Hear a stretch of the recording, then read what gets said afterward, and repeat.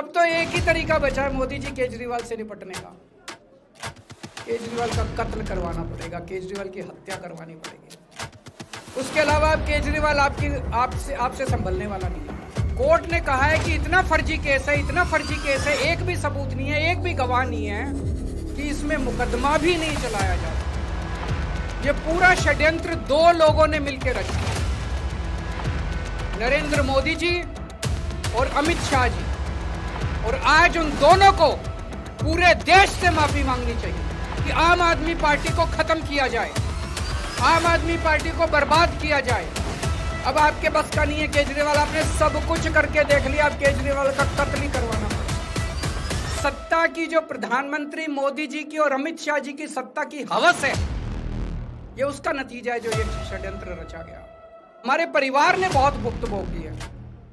मैं जेल गया, मेरी माँ बीमार रहती है बहुत ज्यादा, उसको अस्पताल में एडमिट कराना पड़ा, बहुत रोई मेरी माँ, बहुत रोई। हमारा परिवार भी इंपॉर्टेंट नहीं है, लेकिन मोदी जी और अमित शाह जी के षड्यंत्र का खामियाजा जो दिल्ली भुगत रही है, दिल्ली के 3 करोड़ लोग भुगत रहे हैं, उसकी भरपाई कौन करे? मोदी जी हिम्मत है दिल्ली में दोबारा चुनाव करा के दिखा दो, 10 से ज्यादा तुम्हारी सीट आ जाए, मैं राजनीति करूं।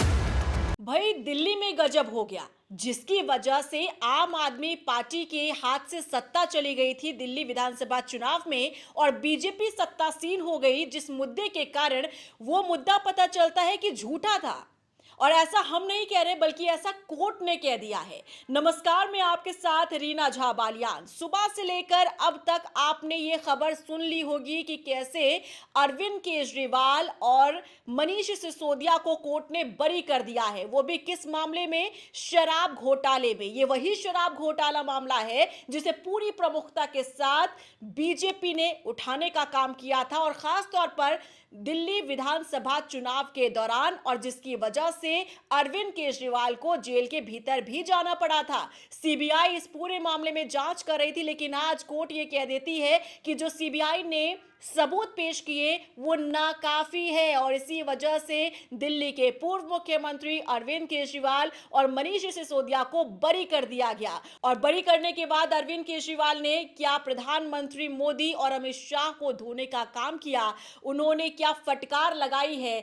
अपनी प्रेस कॉन्फ्रेंस जब उन्होंने की तो क्या बाण उन्होंने छोड़े हैं, आप खुद सुन लीजिए। शराब घोटाला, भारतीय जनता पार्टी ने पिछले 4 साल से इस शब्द का भारतीय राजनीति में खूब इस्तेमाल किया। आज उसमें जो आदेश आया उस पर अभी चर्चा करेंगे।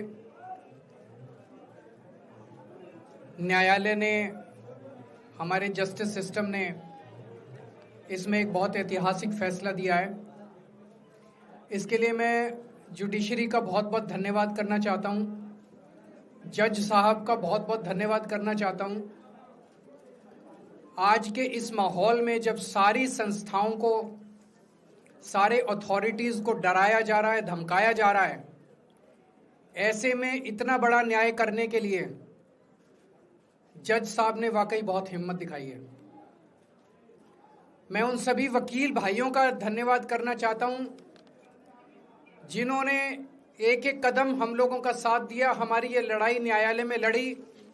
मैं खासकर नाम लेना चाहता हूं, अभिषेक मनु सिंघवी साहब का धन्यवाद करता हूं, हरिहरन साहब का धन्यवाद करता हूं, रिबेका मैडम का धन्यवाद करता हूं, विक्रम चौधरी जी का, दयान कृष्णन जी का, रमेश गुप्ता जी का, शादान का, मोहित माथुर जी का, विवेक जैन, रजत, मोहम्मद इरशाद, करण, मुदित जैन, और भी कई नाम है, अगर मेरे से कुछ रह गए हो। बहुत सारे वकीलों ने हमारा साथ दिया, और उन सारे देश भर के लोगों का जिन्होंने पिछले 4 साल से जिस तरह से हमारे ऊपर अत्याचार किया जा रहा था, इतने कठिन समय में हम लोगों का साथ दिया, उनका धन्यवाद करना चाहता हूं।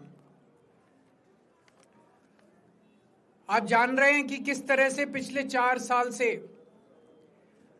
ईडी को, सीबीआई को, सारी संस्थाओं को इस्तेमाल करके हमारे ऊपर एक शराब घोटाला नाम का एक आरोप लगाया गया। सीबीआई ने, ईडी ने उसमें चार्जशीट फाइल की। आज कोर्ट को प्राइमा फेसी ये निर्णय लेना था कि क्या सबूत और गवाहों के बयानों के आधार पे सफिशिएंट मटेरियल है कि इसमें मुकदमा चलाया जाए। अभी मुकदमा चला नहीं था। कोर्ट को यह निर्णय लेना था कि क्या मुकदमा चलाने लायक सफिशिएंट मटेरियल है, और कोर्ट ने लगभग 600 पेज के आदेश में सारे सबूतों और सारे गवाहों को मद्देनजर रखते हुए ये कहा है कि इतना भी सबूत नहीं है, इतने भी गवाहों के बयान नहीं है, एक निक्का सा भी सबूत नहीं है कि इसमें मुकदमा तक चलाया जा सके। अगर मुकदमा चलाया जाता, 15-20 साल मुकदमा चलता, उसमें बहुत सारे गवाह बुलाए जाते, सबूत रखे जाते, उसके बाद होता, वो तो अलग बात है। कोर्ट का ये कहना है कि इतना टुच्चा केस है, इतना फर्जी केस है, इतना बेकार केस है, इतना गलत केस है।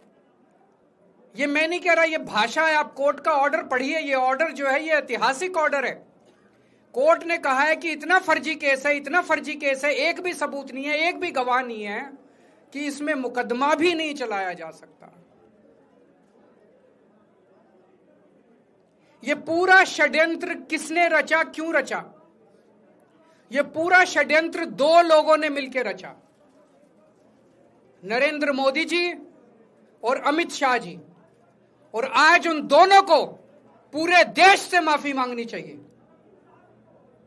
उन दोनों ने मिलकर षड्यंत्र रचा कि आम आदमी पार्टी को खत्म किया जाए, आम आदमी पार्टी को बर्बाद किया जाए। और उस षड्यंत्र के तहत आजाद भारत का सबसे बड़ा और सबसे घिनौना षड्यंत्र रचा उन लोगों ने। वो देख रहे थे कि दिल्ली में वो हमें नहीं हरा सकते। वो देख रहे थे कि दिल्ली की जनता हमारे कामों से बहुत खुश है। वो देख रहे थे दिल्ली में कामों की राजनीति के आधार पे वो कहीं खड़े नहीं होते। तो उन्होंने एक षड्यंत्र रचा। जनता जानती है कि केजरीवाल ईमानदार, उन्होंने कहा केजरीवाल की ईमानदारी पे चोट करो। जनता जानती है कि आम आदमी पार्टी ईमानदारी, उन्होंने कहा आम आदमी पार्टी की ईमानदारी पे चोट करो। उन्होंने आम आदमी पार्टी को खत्म करने के लिए षड्यंत्र रचा और बोले केजरीवाल बेईमान है, केजरीवाल बेईमान है, केजरीवाल बेईमान है, केजरीवाल ने शराब घोटाला किया, केजरीवाल पैसे खा गया, केजरीवाल ने 100 करोड़ रुपए खा लिए। मैंने जिंदगी में केवल ईमानदारी कमाई है, मैंने जिंदगी में केवल इज्जत कमाई है, एक नया पैसा नहीं कमाया मैंने अपनी जिंदगी में। इन लोगों की तरह नहीं हूं मैं। मैंने जिंदगी में एक नया पैसा नहीं कमाया, केवल ईमानदारी कमाई है। और ये उस ईमानदारी के ऊपर चोट करना चाहते थे, उसके लिए इन्होंने षड्यंत्र रचा था। आज कोर्ट के ऑर्डर के बाद ये साबित हो गया देश के सामने, केजरीवाल कट्टर ईमानदार है, मनीष सिसोदिया कट्टर ईमानदार है, संजय सिंह कट्टर ईमानदार है, दुर्गेश कट्टर ईमानदार है, आम आदमी पार्टी कट्टर ईमानदारी है। हम नहीं कह रही है, कोर्ट ने सारे देश के सामने बोला है। कई लोग ये कहते हैं जेल से आने के बाद केजरीवाल चुप क्यों हो गया, केजरीवाल गायब हो गया, केजरीवाल कहां गया? मैं कोई नेता नहीं हूं, मैं कोई पॉलिटिशियन नहीं हूं। पॉलिटिशियन को फर्क नहीं पड़ता, उनको 4 गाली दे दो, मोटी चमड़ी होती है उनकी। मैंने जिंदगी में केवल ईमानदारी कमाई है। मेरे को जब कोई बेईमान बोलता है मुझे फर्क पड़ता है। मेरे को जब जेल भेजा जाता है, मेरे परिवार के ऊपर ताने मारे जाते हैं, मेरे को फर्क पड़ता है। केजरीवाल को फर्क पड़ता है। इसलिए मैंने तय किया था कि जब सारे देश के सामने मैं निर्दोष साबित हो जाऊंगा तब तक मैं चुप रहूंगा। आज मेरे दिल से बहुत बड़ा बोझ उतर गया। मैं मोदी जी को कहना चाहता हूं, मोदी जी, आपने हमारे ऊपर इतने केस कर लिए, आपने ईडी छोड़ दी, आपने सीबीआई छोड़ दिया, आपने पुलिस छोड़ दिया, आपने इनकम टैक्स छोड़ दिया हमारे पीछे, आपने जेल भेज दिया हमारे 5 सबसे बड़े नेताओं को। आम आदमी पर एक समय ऐसा था जब आम आदमी पार्टी के सबसे टॉप के 5 नेता जेल में थे एक साथ। उसके बाद भी केजरीवाल का कुछ नहीं बिगाड़ सके। अब तो एक ही तरीका बचा है मोदी जी केजरीवाल से निपटने का, केजरीवाल का कत्ल करवाना पड़ेगा, केजरीवाल की हत्या करवानी पड़ेगी। उसके अलावा अब केजरीवाल आपसे संभलने वाला नहीं है।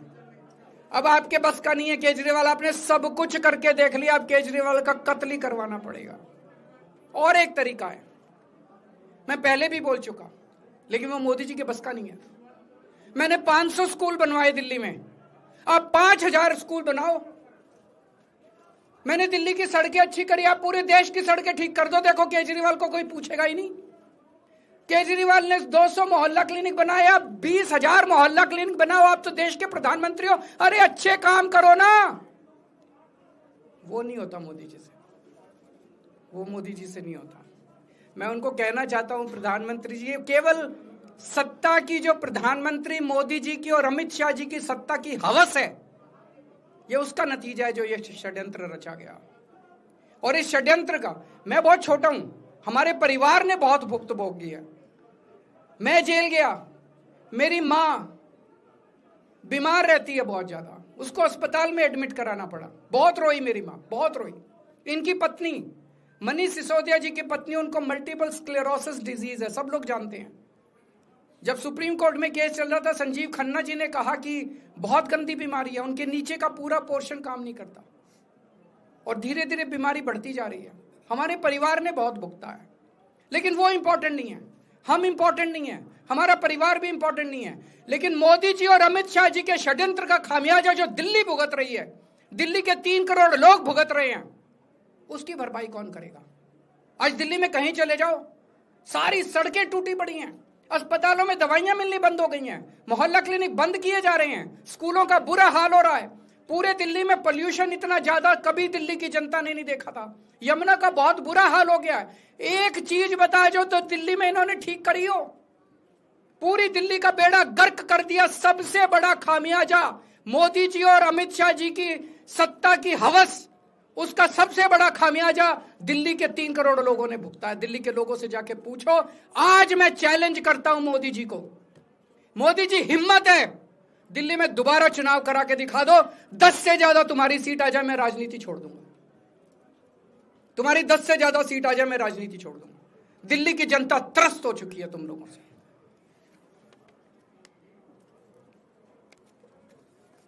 मैं मोदी जी को कहना चाहता हूं, अगर आपने सत्ता हासिल करनी है, कुछ पॉजिटिव काम करके सत्ता हासिल करो। आज देश के सामने इतनी बड़ी बड़ी समस्याएं हैं। आज देश का युवा दुखी है, देश का व्यापारी दुखी है, देश का उद्योगपति दुखी है। आज अमेरिका हमें आंखें दिखा रहा है। मोदी जी की हिम्मत नहीं है जो ट्रंप के खिलाफ एक शब्द बोल दें। ट्रंप के खिलाफ रोज ट्रंप गालियां देता है मोदी जी को, रोज ट्रंप गालियां देता है भारत को, रोज ट्रंप गालियां देता है हमारे देश को। मोदी जी के हमारा प्रधानमंत्री भीगी बिल्ली बना हुआ है। अरे देश संभालिए ना, आपको हमने देश चलाने को दिया था और आप केजरीवाल में उलझ गए, आप आम आदमी पार्टी में उलझ गए। पॉजिटिव काम करके सत्ता हासिल कीजिए, ये नेगेटिव काम करना बंद कीजिए। अगर आपके कोई 1-2 प्रश्न है तो। क्या आपको उम्मीद है कि अब ईडी के मामले को भी? ईडी मामला खत्म हो गया। सीबीआई के मामले के बेस पे ईडी था, वो अब फॉर्मेलिटी बची है। हम अगले हफ्ते एप्लीकेशन डालेंगे, ईडी का मामला खत्म हो जाएगा। कांग्रेस कह रही है कि ये बीजेपी ने जो है कांग्रेस को नुकसान पहुंचाने के लिए आपको जो है राहत दिलवा दी है। मैं आपसे पूछना चाहता हूं, केजरीवाल जेल गया, रॉबर्ट वाड्रा जेल गया, संजय सिंह जेल गया, क्या राहुल गांधी जेल गया? मनीष सिसोदिया जेल गया, सोनिया गांधी जी जेल गई? किस मुंह से बात करते हैं? शर्म नहीं आती कांग्रेसियों को? ले जाए, ले जाए, वो तो ले जाए, उनका हक है। सुप्रीम कोर्ट भी जाएंगे, हाई कोर्ट भी जाएंगे। जैसे निचली कोर्ट में न्याय हुआ, ऐसे ऊपरी कोर्ट में भी न्याय हुआ। जब कोई सबूत है ही नहीं, जब कोई गवाह है ही नहीं, तो ऊपर के कोर्ट में भी कहां से लाएंगे सबूत, कहां से लाएंगे गवाह? आज कोई छोटा मोटा उन्होंने डिस्चार्ज कर दिया है हमें, उन्होंने कहा है कोई आरोप ही नहीं बनता। इसके अलावा जो इन्वेस्टिगेटिंग ऑफिसर सीबीआई के ऊपर उन्होंने, कोर्ट ने टिप्पणी की है कि सीबीआई अपने दोषी अधिकारियों के खिलाफ डिसिप्लिनरी एक्शन, कभी ऐसा ऑर्डर देखा है? इसका मतलब कितना फर्जी मुकदमा था कि सीबीआई के अफसरों के खिलाफ डिसिप्लिनरी एक्शन लिया जाएगा। तो अरविंद केजरीवाल साफ तौर पर ये कहते नजर आ रहे हैं कि ये सब कुछ जो पूरा मुद्दा बनाया गया था, जो प्रमुखता के साथ शराब घोटाले मुद्दे को उठाया गया और जनता में झूठ परोसा गया, इसके पीछे हाथ रहा प्रधानमंत्री नरेंद्र मोदी का और अमित शाह का। सोच समझकर इस पूरे मुद्दे को हवा देने का काम किया और इस हवा में जनता भी बहती चली गई, जिसका नतीजा यह होता है कि दिल्ली विधानसभा चुनाव में बीजेपी को सत्ता मिल जाती है और आम आदमी पार्टी को हार का सामना करना पड़ता है। अब आप सोचिए कि ऐसे ऐसे मुद्दे चुनाव के दौरान क्या जानबूझकर सोच समझकर रणनीति के तहत बनाए जाते हैं। जैसा कि दिल्ली में शराब घोटाला मामला सामने आया था और जब यह पूरा मामला सामने आया था तब आम आदमी पार्टी की सरकार दिल्ली के भीतर चल रही थी और उस दौरान आरोप लगाए गए थे कि किस तरीके से अरविंद केजरीवाल ने यह पूरा घोटाला करने का काम किया है और जनता को भी इसमें विश्वास में लेने का काम किया गया था, जिसका नतीजा यह होता है कि आम आदमी पार्टी के हाथों से दिल्ली की सत्ता चली जाती है। लेकिन अब पूरे दावे के साथ अरविंद केजरीवाल ललकारते हुए ये कहते हुए नजर आ रहे हैं कि अगर आज दिल्ली में चुनाव करा लिए जाए तो दूध का दूध पानी का पानी हो जाएगा और जनता इसी भाजपा को जवाब देकर बताएगी कि आखिर झूठ बोलने का सिला क्या होता है। इस पूरे मामले को लेकर आपका क्या कुछ रिएक्शन है, कमेंट सेक्शन में जरूर बताइएगा। और अगर आपने अभी तक मेरा YouTube चैनल सब्सक्राइब नहीं किया है तो जल्दी से जाइए सब्सक्राइब कर लीजिए और बेल आइकन को दबाना मत भूलिएगा।